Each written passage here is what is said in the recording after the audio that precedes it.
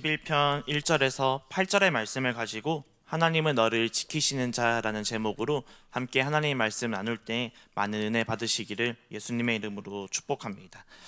이 땅에 태어난 사람이라면 그 어느 누구나 도움을 받아본 경험이 있을 것 같은데요.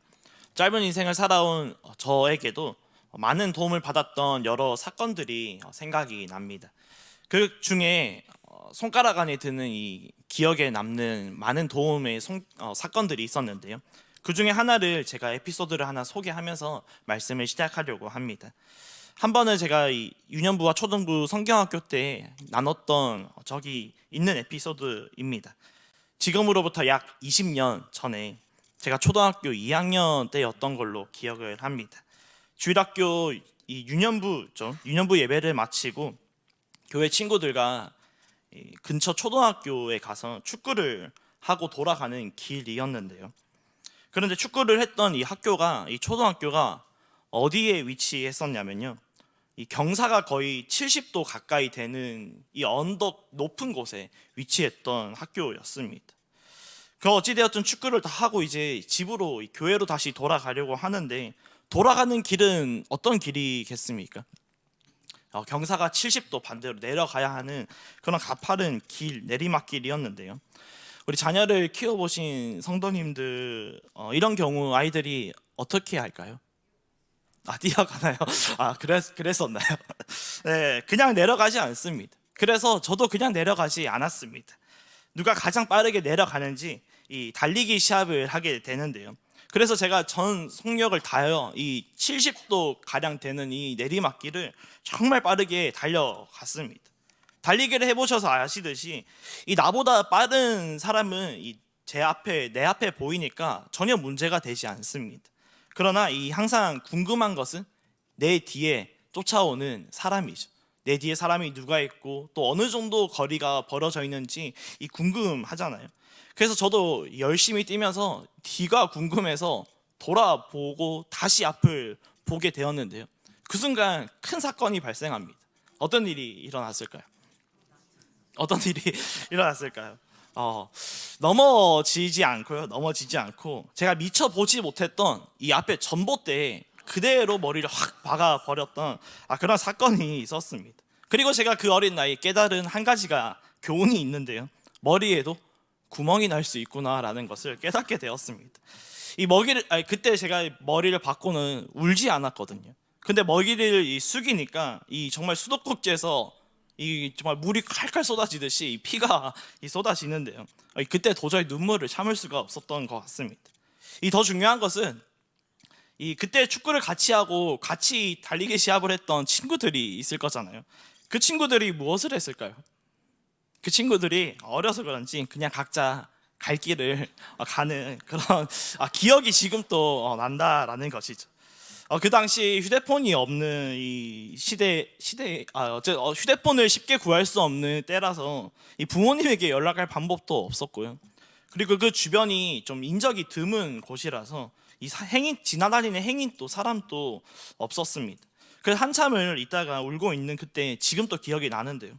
어떤 아저씨가 갑자기 나타나서는 저를 그대로 안고 그 근처 병원까지 데려다 주셨던 기억이 납니다. 그리고 그때 이제 머리에 바늘을 꽤나 꼬매고 죽다 나름 살아난 그런 경험이 도움의 손길이 기억나는데요. 그분은 이제 저를 데려다 주시고 바로 사라졌다, 소리 소문 없이 사라졌다라고 들었습니다. 지금은 웃으면서 이렇게 이야기를 하지만 그때를 생각하면 정말 위험한 순간이었고 지금까지 저의 짧은 인생 가운데 가장 베스트 5에 드는 도움의 순간이지 않았나라는 생각이 드는데요. 이처럼 살면서 단 한 번도 도움을 받아보지 않았던 사람은 없을 것입니다. 왜냐하면 하나님이 그렇게 우리를 창조하셨기 때문이고 그게 하나님의 창조의 질서이기 때문인데요. 우리와 같이 건강한 육체와 정신을 가진 성인에게 지금 당장 아무런 도움이 필요하지 않을지라도 건강한 육체와 또 정신을 가진 성인으로까지 성장하고 성숙하는 데에는 분명한 부모님의 도움이 있었을 것입니다. 오늘 이런 이야기로 말씀을 시작한 것은 오늘 본문 말씀으로 찬양한 시편의 저자도 누군가로부터 받은 도움의 경험을 소개하고 있는 것을 우리가 알 수 있기 때문인데요. 오늘 말씀인 시편 121편에 이 찬양이 불러지게 된 배경에는 학자들 사이에서도 의견이 분분하게 알려져 있습니다. 몇 가지를 소개하자면, 먼저 이스라엘 백성이 바벨론에서 70년간의 포로 생활을 청산하고 고레스 왕의 칙령으로 인하여 다시 예루살렘으로 귀환하는 그 길에서 불러지게 된 노래이고 또 찬양이라고 알려져 있습니다. 또 그리고 더 보편적으로 알려져 있는 배경이 있는데요.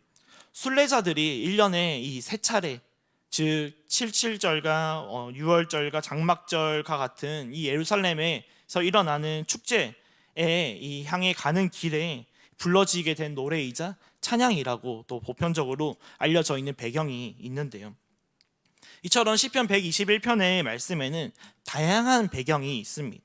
그러나 오늘 함께 나누고 싶은 것은 각기 다른 배경이지만 다양하게 설명되어지고 있는 배경 가운데 존재하는 같은 이 주제에 집중하여 함께 말씀을 나누고자 하는데요.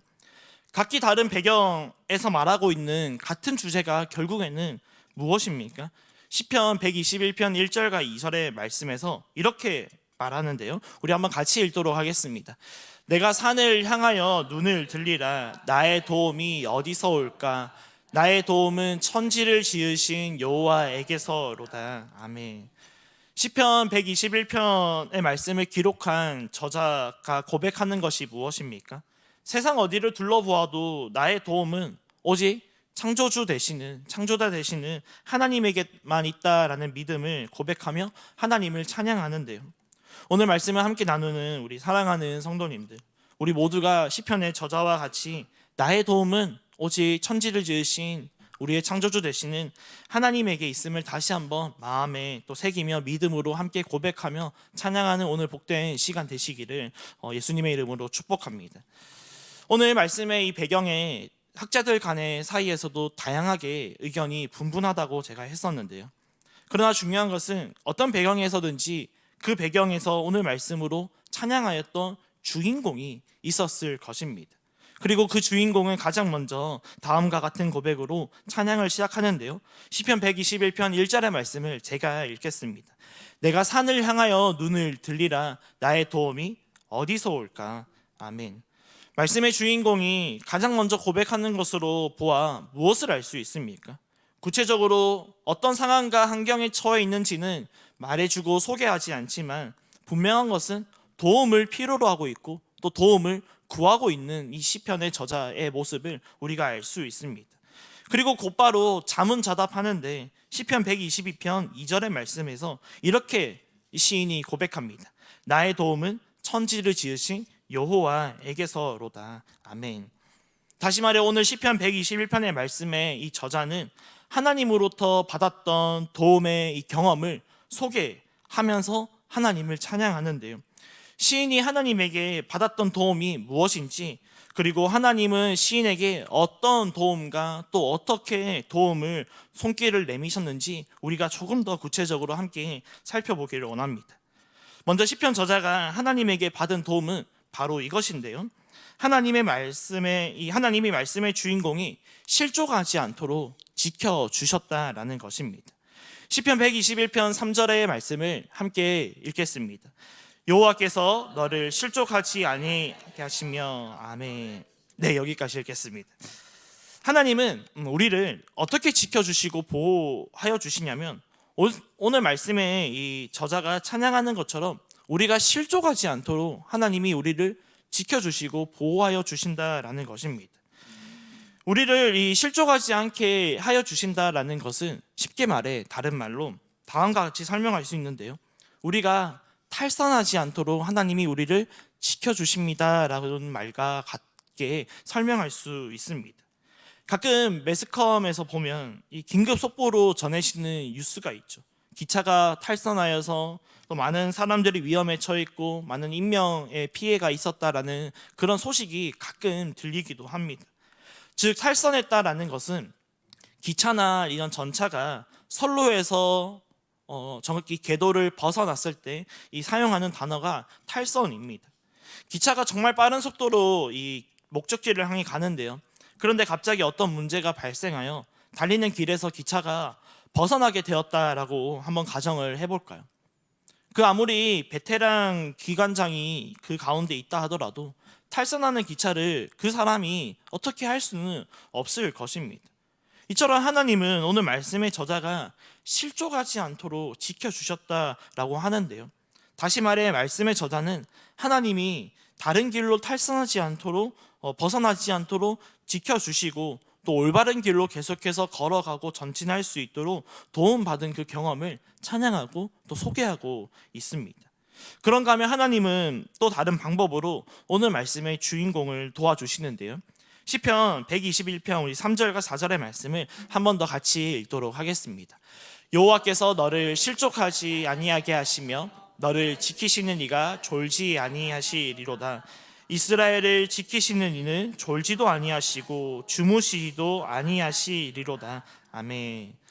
하나님은 말씀의 주인공을 어떻게 도와주셨습니까? 졸지도 주무시지도 않고 우리를 지켜주셨다라는 것입니다. 앞에서 실족에 관한 이야기를 하면서 기차가 달리는 도중 탈선하게 되면 큰 사고로 이어지게 된다라고 이야기를 나누었는데요. 어디 기차뿐이겠습니까? 우리의 일상에서도 이 사고라는 것은 언제 어디에서 어느 때 일어날지는 아무도 예측할 수가 없습니다. 예고 없이 찾아오는 것이 사고라고 하잖아요. 그렇다면 이 시점에서 우리가 이렇게 질문을 할 수 있을 것 같습니다. 졸지도 주무시지도 아니하시는 하나님이 우리를 지켜주신다면 애초에 문제가 발생하지 않도록 삶의 고난과 이 역경을 발생하지 않도록 지켜주시면 안 되나요? 라고 질문할 수도 있을 것 같아요. 이와 같은 질문에 여러분들은 어떻게 대답하시겠습니까?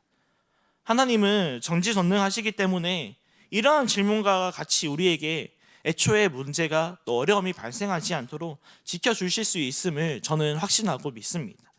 그럼에도 우리의 인생 가운데 고난과 같은 어려움이 발생하는 이유는 하나님이 그 자리를 잠깐 비우셔서가 아니라 하나님이 모든 것을 허용하시고 허락하셨기 때문인데요. 시편 119편 71절의 말씀에서 시인이 이렇게 고백을 하는데 한번 같이 읽도록 하겠습니다. 고난당한 것이 내게 유익이라 이로 말미암아 내가 주의 율례들을 배우게 되었나이다. 아멘. 곤충과 같은 이 절지동물이라고 하는데요. 이 절지동물은 대부분 탈피라는 과정의 시간을 가지는데요. 이 탈피라는 과정을 거친 이유가 무엇입니까? 더 두껍고 또 딱딱한 껍질을 깨고 한 단계 거기서 더 성장하기 위한 유일한 방법이 이 탈피라는 과정이기 때문입니다. 그런데 이 탈피의 과정에는 상상을 초월하는 그 고통이 이들에게 따른다라고 해요. 그럼에도 인간이 탈피하는 그 과정을 함부로 도와주어서는 안 됩니다. 예를 들어 나비가 이 탈피하는 과정 가운데 우리가 이를 도와줄 경우에 자칫 잘못하면 이 나비가 힘차게 이 하늘을 향해 날아오를 수 없게 된다고도 하는데요. 이처럼 하나님은 오늘날 우리에게 고난을 허락하신 이유가 이 모든 과정을 통해 우리가 더욱더 단단해지고 또 더 힘차게 살아갈 수 있도록 하기 위해서임을 믿는 저와 여러분 또 되시기를 축복합니다. 그래서 하나님이 졸지도 주무시지도 않으시면서 시편의 저자를 지켜주셨다는 것은 탈피하는 과정을 하나님이 도와주신 것이 아니라 탈피하는 과정 가운데 있는 모든 이 시공간을 졸지도 주무시지도 않은 채 우리를 지켜주셨다라는 그 말씀인데요. 탈피라는 과정을 반드시 거쳐야 하는 동물에게 있어서 가장 약한 순간이 바로 껍질을 깨고 그 탈피하는 순간이 가장 약한 때라고 합니다. 왜냐하면 자신이 입고 있던 그 딱딱한 껍질, 자기를 보호하고 에워싸고 있는 그 옷을 벗어야 하는 순간이기 때문인데요. 그래서 포식자들이 가장 약해지는 그 순간만을 기다린다고 합니다. 그러나 우리 하나님은 그 탈피하는 가장 약한 순간에 졸지도 주무시지도 않으시면서 우리를 지켜주시고 보호하여 주신다는 것인데요. 그래서 졸지도 주무시지도 않으시면서 지켜주시고 또 도와주신 하나님으로 인해 이 시편의 저자가 다음과 같이 계속해서 하나님을 높여 찬양합니다. 시편 121편 6절의 말씀인데요. 함께 읽겠습니다. 낮에 해가 너를 상하게 하지 아니하며 밤의 달도 너를 해치지 아니하리로다. 아멘. 졸지도 아니하시고 주무시지도 아니하시는 하나님이시기에 낮의 해와 또 밤의 달로부터 지켜주신다고 말씀하시는데요. 무슨 말입니까? 이 고대 근동 아시아에 근거하면 이 시편 이 저자가 표현하는 이 말은 말 그대로 낮의 뜨거운 해와 또 반대로 밤의 그 차가운 기온에서 창조주 하나님께서 지켜주셨다라는 것을 말하는 또 의미하는 것입니다. 즉 낮의 해부터 밤의 달이란 시간적으로 하루의 모든 시간을 의미하는 것이고 또 공간적으로 하루 동안 우리가 지내는 모든 공간을 하나님이 동행하며 졸지도 주무시지도 않은 채 우리를 지켜주시고 도와주셨다는 것을 오늘 말씀의 시인이 믿음으로 고백하며 또 그런 하나님을 소개하고 찬양하는 것입니다. 그런데 여기서 한층 더 깊은 신화적인 관점에서 이 말씀을 살펴보면 고대 근동 사람들은 여러 신들을 섬겼잖아요. 그런데 그 가운데 이 태양의 신과 달의 신을 섬겼음을 또한 알 수가 있습니다.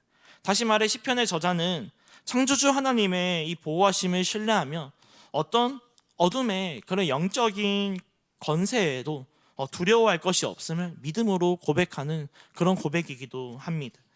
사랑하는 여러분, 오늘 시편 121편의 말씀은 말씀 있는 그대로 우리에게 참 힘이 되고 위로가 되는 말씀입니다. 그래서 오늘 우리가 이 말씀으로 인해 힘을 얻고 또 참된 위로를 얻는 것으로만 끝나도 너무나도 아름다운 마무리이지만요. 그러나 오늘 이 말씀 안에는 너무나도 중요한 전제가 필요한데요. 우리가 여기까지 얻고 가야 더 풍성한 하나님의 은혜를 누릴 수 있을 줄을 믿습니다. 저는 아직 자녀를 키워본 적이 없겠죠. 없지만요. 여기 모인 대부분의 우리 성도님들은 자녀를 키워보셨을 것인데요. 부모와 자녀 사이에 정말 많은 대화가 오고 가고 있을 것입니다. 특별히 자녀가 부모님을 찾는 이유가 무엇입니까? 돈이 나오네요. 용돈이 나오죠. 맞아, 저도 그랬던 것 같아요. 부모님의 어쨌든 도움이 필요하기 때문에 참 부모님을 많이 찾습니다. 그렇다면 자녀는 왜 부모님에게 도움을 요청할까요? 자녀가 부모님에게 도움을 요청하는 이유는 자녀가 부모님을 신뢰하고 믿기 때문입니다. 부모님이 반드시 나를 도와줄 것이라고 의심하지 않고 또 마음에 확실한 이 신뢰를 가지고 이 부모님의 도움을 요청하며 부모님을 찾는 것인데요. 이처럼 하나님과 우리 하나님의 이 자녀들, 우리의 관계도 마찬가지입니다. 오늘 말씀을 통해 우리는 다시 한번 확인하였습니다. 하나님은 반드시 나를 또 옆에 있는 너를 또 우리를 지켜주시는 분이십니다. 우리가 병원에서 진료를 볼 때 의심하면서 진료를 받으시는 분은 없잖아요. 이처럼 우리도 하나님에게 기도할 때 반대로 하나님께서 우리를 지켜주신다는 이 사실에 있어서도 우리가 어떤 상황 환경에서도 의심하지 않고 믿음으로 받아들여야 한다는 전제가 너무나도 이 말씀에 있어서 중요한 전제인데요. 하나님은 오늘 영적으로나 육체적으로나 참 지치고 상한 이들에게 단순히 힘과 위로를 전해주시기 위한 목적으로 이 말씀을 주신 것도 참 맞지만요. 우리는 그것을 넘어 오늘 이 말씀을 통해 하나님이 우리에게 요구하시는 그 한 가지를 발견해야 하는데요. 그것이 무엇입니까? 어떤 상황과 환경에서도 또 하나님은 나를 너를 또 우리 모두를 지키시는 분이라는 그 사실을 의심하지 않고 믿는 믿음이라는 사실을 우리가 발견해야 할 줄을 믿습니다. 하나님은 이 믿음을 우리에게 요구하시는 것인데요. 말씀을 맺습니다. 함께 살펴본 시편 121편의 이 말씀 전체를 요약하면 오늘 말씀의 제목으로 말할 수 있는데요. 하나님은 너를 지키시는 자라는 것입니다. 우리 옆에 한번 같이 인사해 볼까요? 하나님은 너를 지키시는 자이십니다. 네. 아멘. 오늘 말씀의 시인이 하나님이 우리를 어떻게 지켜주신다고 소개하였습니까? 먼저는 실족하지 않게 하신다, 탈선하지 않게 하신다라고 하나님이 이 시편의 이 시인이 또 하나님을 소개하면서 또 다시 한번 우리는 마음에 새기는 그런 시간이었음을 믿습니다. 그리고 하나님이 졸지도 주무시지 않은 채 우리를 지켜주신다라고 하셨는데요. 밤이나 낮이나 우리와 항상 동행하면서 우리를 지켜주신다는 것을 또한 마음에 새겼는데요. 오늘 다시 한번 우리 마음 깊이 새긴 이 말씀이 우리의 평생의 삶에 있어서 영원한 힘이 되고 참된 위로가 되고 또 되는 귀하고 복된 또 하나님의 말씀이 되시기를 예수님의 이름으로 축복합니다. 저는 저를 포함하여 사랑하는 연희의 모든 성도님들이 오늘 시편의 저자가 소개하고 또 고백하는 인생의 보호자 되시는 하나님을 인격적으로 느끼고 또 경험하고 인식하는 복된 인생이 되시기를 예수님의 이름으로 정말 간절히 원하고 바라고 기도하는데요. 그런데 여기서 끝나면 안 된다고 했습니다. 오늘 이 말씀에는 너무나도 중요한 전제가 있었는데 무엇이었습니까? 어떤 상황 환경에서도 의심하지 않는 믿음이었습니다. 하나님은 우리에게 왜 이런 믿음을 요구하십니까? 우리 인생에 어려움이 찾아왔을 때, 때로는 우리의 인생에 해석되지 않는, 이해되지 않는 상황이 주어질 때 보호자 되시는 하나님을 인격적으로 경험하였다고 해서 우리 인생에 찾아온 어려움과 이해되지 않는 상황이 무슨 마법처럼 사라지지 않습니다. 그렇게 하나님은 우리에게 항상 믿음을 요구하는 것이고 또 우리 안에 선물로 주신 이 귀한 믿음이 제대로 작동되기를 원하시는 것이 하나님의 마음인데요. 보호자 되시는 하나님을 인격적으로 또 경험하였다고 해서 각자가 가지고 있는 문제에 또 이해되지 않는 상황이 당장 눈앞에서 사라지지는 않지만요. 보호자 되시는 하나님을 향한 이 믿음이 작동될 때 도저히 해결될 수 없을 것이라고 생각이 되는 그 여러 문제와 이 상황들이 갑자기 별 문제 아닌 것처럼 보이게 되는 강하고 담대함을 주시고요. 또 힘들고 어려운 상황에 처해 있을지라도 보호자 되시는 하나님이 선한 길로 인도하여 주실 것이라는 그 확신으로 좌절하는 인생이 되는 것이 아니라 보호자 되시는 하나님과 한 걸음 한 걸음 나아가며 전진할 수 있는 인생이 될 수 있기 때문에 우리에게 오늘 이 말씀에 주시기 전에 믿음 이 전제가 믿음을 요구하는 것임을 믿는 우리 모두가 되었으면 좋겠습니다. 이런 삶을 오직 보호자 되시는 또 하나님을 모신 그 사람만이 누릴 수 있는 특권 중에 특권임을 믿으시는 우리 모두가 되어서 날마다 보호자 되시는 하나님과 함께 믿음으로 또 삶을 살아내는 우리의 복된 인생, 또 우리의 복된 또 아름다운 연희교회 모든 성도님들 되시기를 예수님의 이름으로 축복합니다. 함께 기도하겠습니다.